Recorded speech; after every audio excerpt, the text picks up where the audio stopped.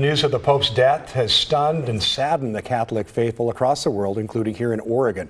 Bishop Peter Smith with the Archdiocese of Portland was appointed by Pope Francis. He spoke to KGW today about the Pope's legacy.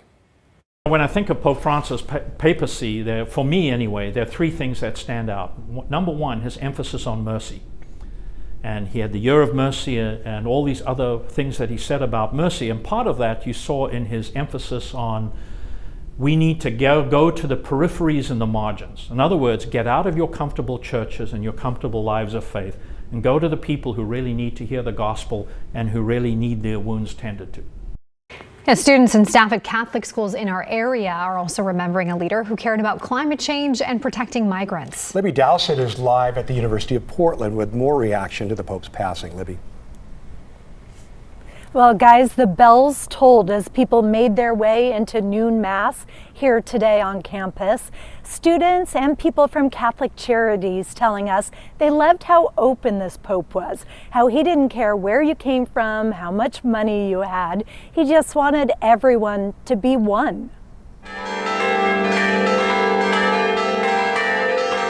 Students at University of Portland hear news of the Pope's passing by tolling bells and messages on Instagram.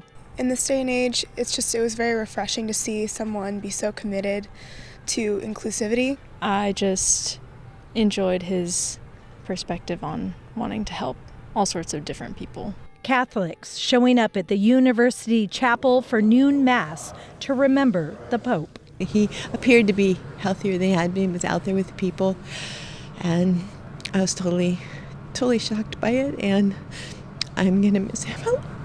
I have been impressed seeing him on the ground with people, listening to what they have experienced and responding to them as a good pastor. It was that compassion, church leaders say, set Pope Francis apart. There's no doubt that he reached out to prisoners and immigrants and refugees and world leaders and said, you have a responsibility to care for all people.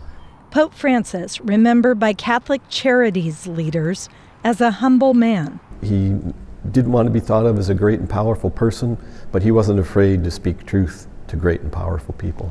The Pope making it clear to world leaders, including U.S. Vice President J.D. Vance, his support for treating immigrants with respect and respecting their rights.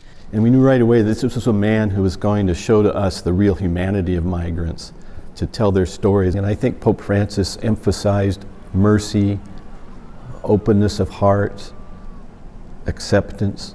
But he was, he called himself a son of the church. He was not going to do something really off the rails. Ed Lamois, remembering the Pope creating a new department at the Vatican to look at the whole scope of what it takes to help people thrive as humans. He really cared. He wasn't afraid to pick up a baby and kiss him. He wasn't afraid to touch people. He wasn't afraid to comfort somebody.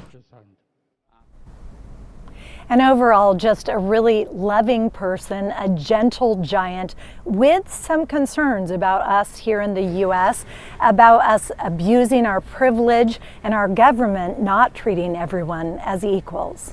Back to you guys. Libby Dowsett reporting for us there. Thank you so much. And streaming on KGW Plus, we have a special all about Pope Francis, his life and tenure as the head of the Catholic Church. You can watch it on demand at any time. The app is free to download on Roku, Apple TV, and Fire TV.